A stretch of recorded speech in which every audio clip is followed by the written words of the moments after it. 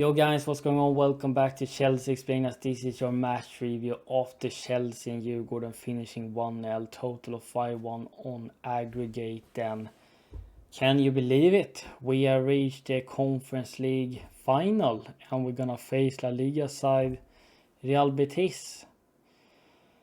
I wish it was the Champions League final, but maybe we get to experience that one beautiful day.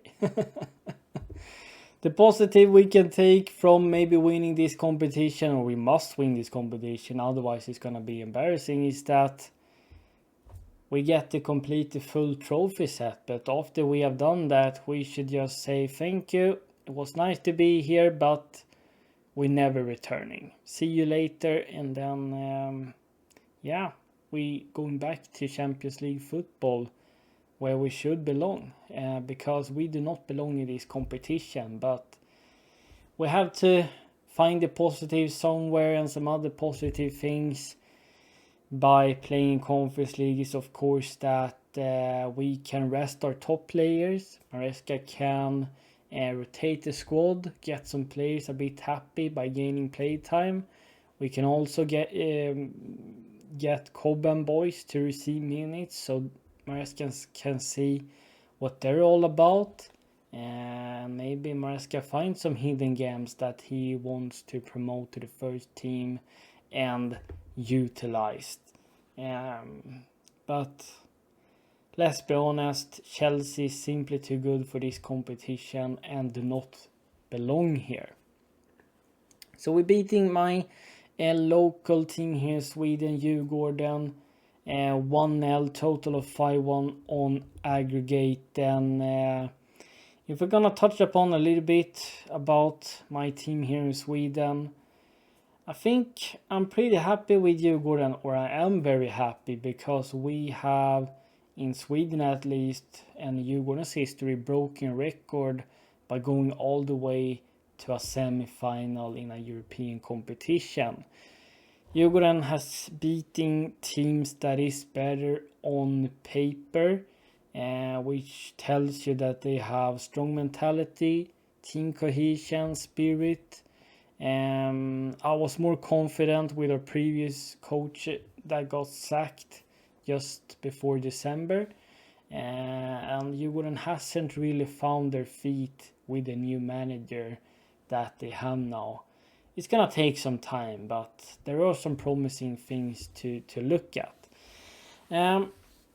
Djurgården I think they did pretty well over these two legs. I mean, they only lost 5-1. The score could have been bigger if Chelsea started their strongest 11.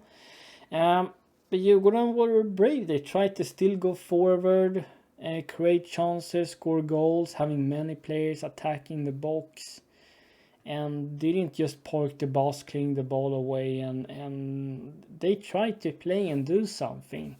And Djurgården earns tons of money.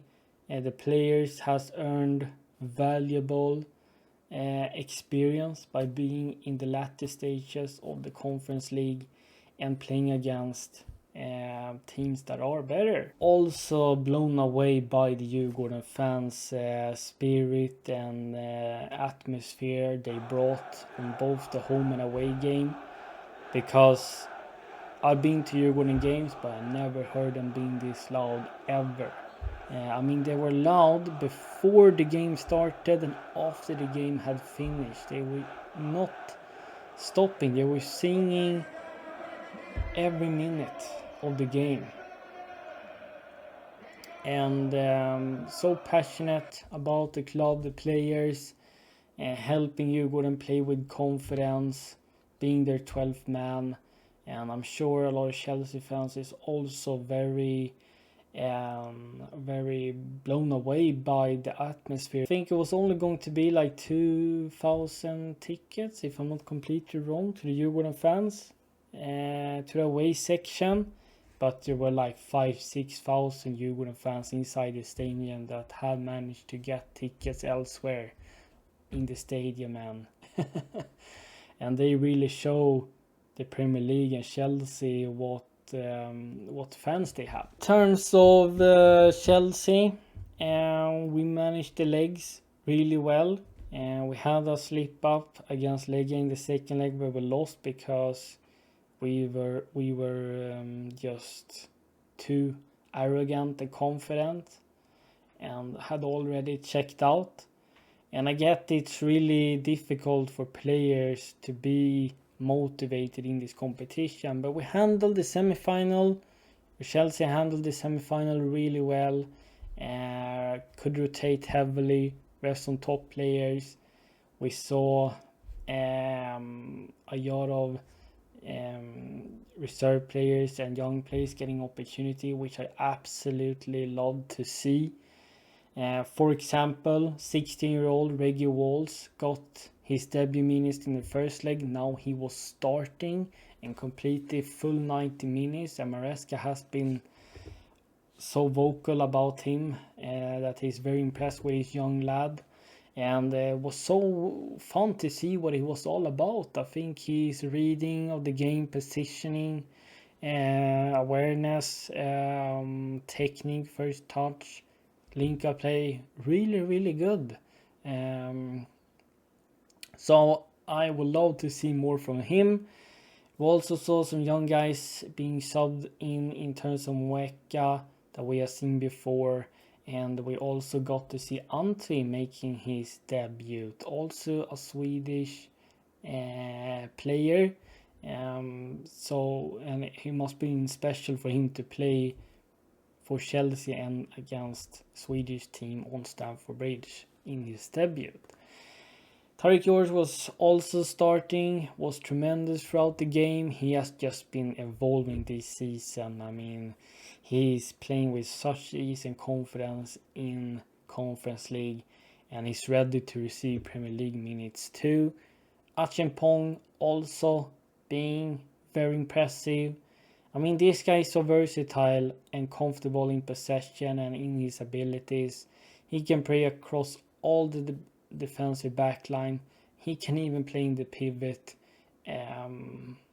So I don't want to come to this talking point. And I have done this so many times before, and I'm going to continue to do that. Cobham is special, one of the best academies in football. And instead that the owners is going and splashing tons of millions on wonder kids elsewhere, we don't need to do that anymore. We have a fantastic academy with very special hidden gems, and Maresca is literally seeing that now and giving them minutes left, right and center.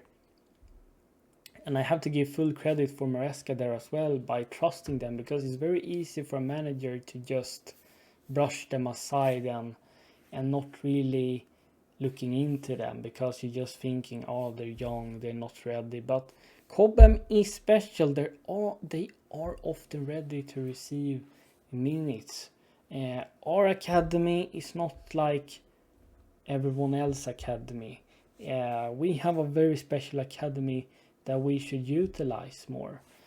So it was just such fun to see these guys getting minutes. And you can also save tons of money by giving them opportunities, because they're literally there for free and more times than not. So I hope the board has learned a lesson and not just gonna sell them with excuses of making pure profit and for PSR rules. Like, if Maresca wanna utilize these guys, you have to let the manager do what he wants also. It has to be a fair collaboration. But that's just what I'm wishing.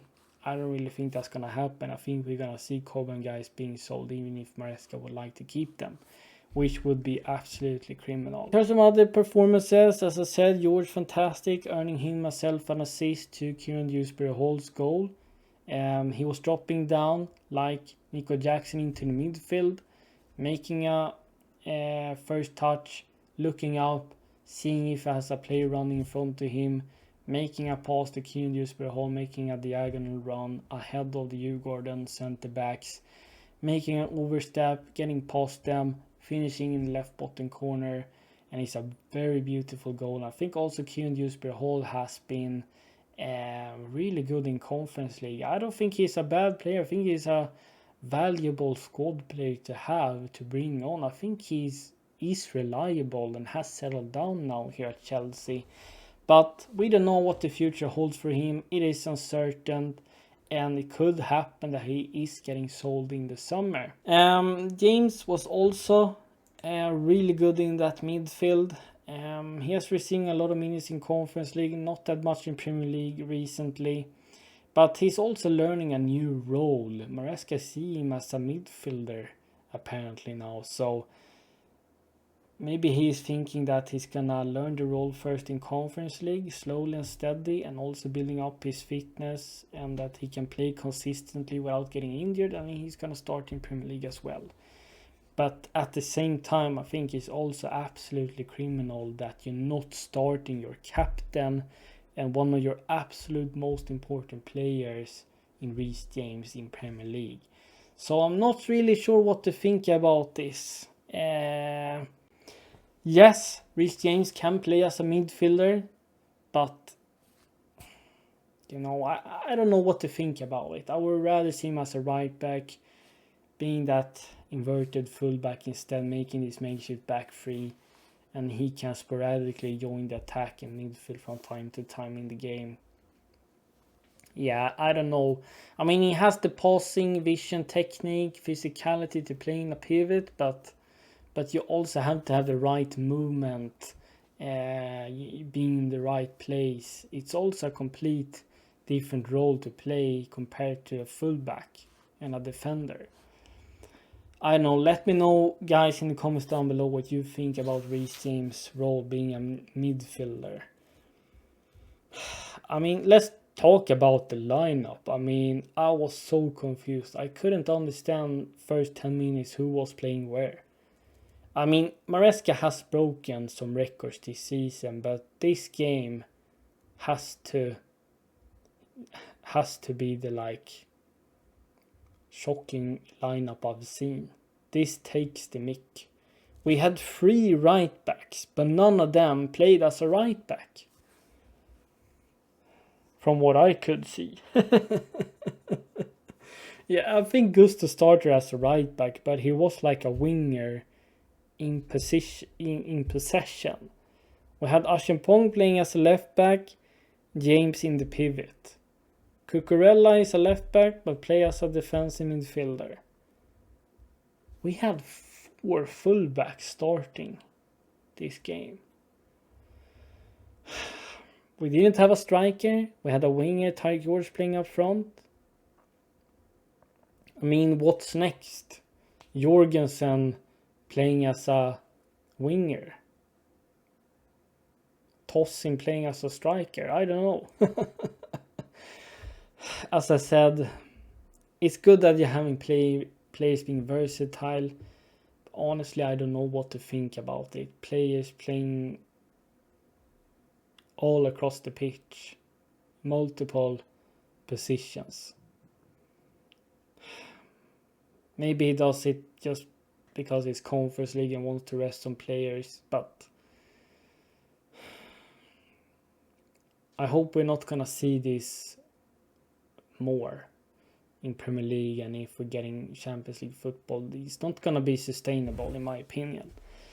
There's nothing much to analyze in the game. I mean, Chelsea did the job, felt more like a friendly game. In pre-season, they were already through, checked out, reserving energy, and we're through to the final. And I'm very, very happy with how we have won all these games in Conference League.